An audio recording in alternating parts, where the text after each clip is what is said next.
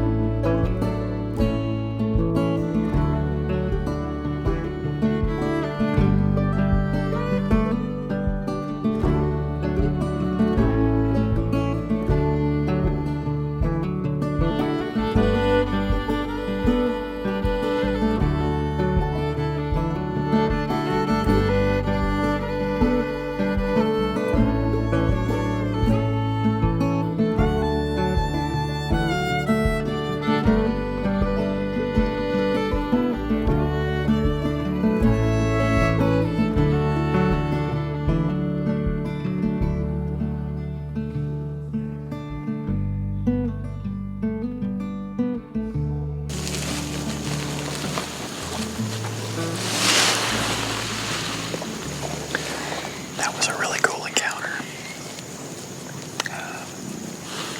I had no idea. I didn't know that doe was there until she was at 7 yards. All this to my right is just a real thick wall of like vines and brush and all that. And she slipped right down this little fire lane. Didn't make a sound. And they were out there for 20 minutes or so. And I thought about shooting her, but if she didn't have that fawn with her, I would have. I was hoping another couple of deer might come out whenever they did. But wanted to make sure that fawn survival rate was good. So opted not to shoot the mama. But yeah, again, just really cool. Glad to have the experience on it. Whenever those birds started going off behind me, she did not like that. She went looking and sniffing, and she never busted me or anything, but she was looking around to see what was going on. And that's whenever she kind of moved off. So it was good. We'll see if some more come out.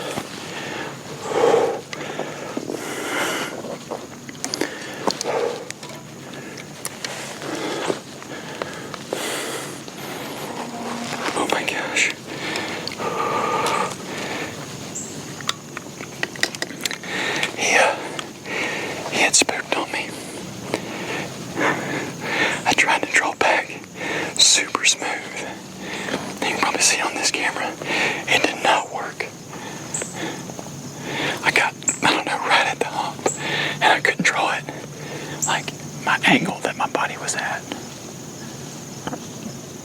I couldn't get him.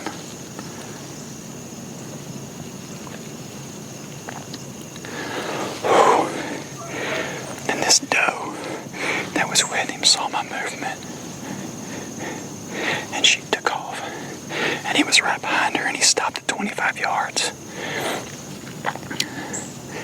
And he was facing directly away from me. But I felt good about the angle that I was able to take on him. And I got him.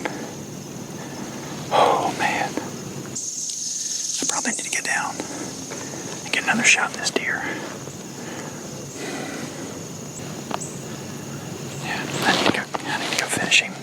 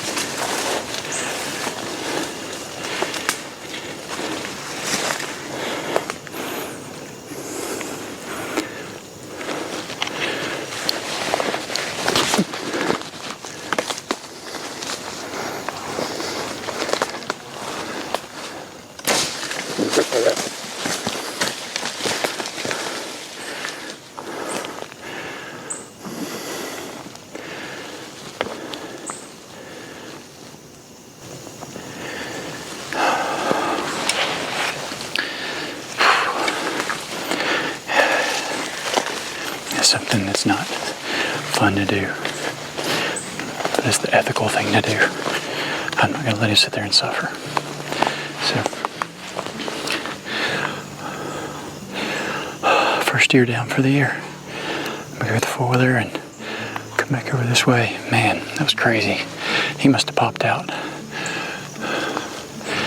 He must have popped out right over here. And he and another doe came walking down. So I've seen that buck a couple times. He has a blockhead, so I feel good about him. But gotta get this stuff down now.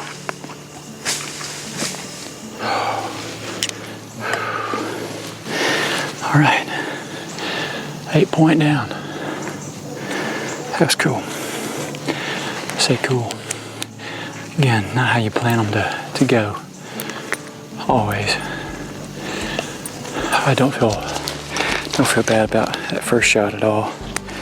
I was confident where I was going to hit. I was going to come down right where I needed to. And yeah. Something tells me that it's not in frame. And my GoPro didn't cut on so that I could have the shot on film. We got the second one. But, all right. Like I was saying, all this beside me is real thick. And they just came walking right here. And he got to about 10 yards. And I think that doe caught my movement. And he was trying to figure out what the crap I was up here. So, got him. I'm super blessed. Thank you, Lord. I'll say that for you guys. I mean it. So thankful to the Lord for providing for my family. So, I'm gonna get all this packed away, go get the four-wheeler, come get him, and try and do a little recovery. All right, guys, here he is. Not the biggest buck in the world, antler-wise, by a long shot. Definitely not my biggest buck. Very middle of the road. I'm surprised how small his antlers are, considering how big his body is. He's probably close to the 200 mark, maybe 190. Big old blockhead on him, thick neck, nowhere near rut deer. I mean, I feel confident taking this deer, age class wise. Really proud of him. So anyway, we're gonna get him processed this weekend, appreciate you guys watching. If you enjoy the content, like, subscribe, comment, all those sorts of things. Like I always say, it doesn't take that much. It helps me out a lot, but I do appreciate you guys watching. So thankful to the Lord for giving me this deer, and that's about all I know how to say. We'll catch you on the next one.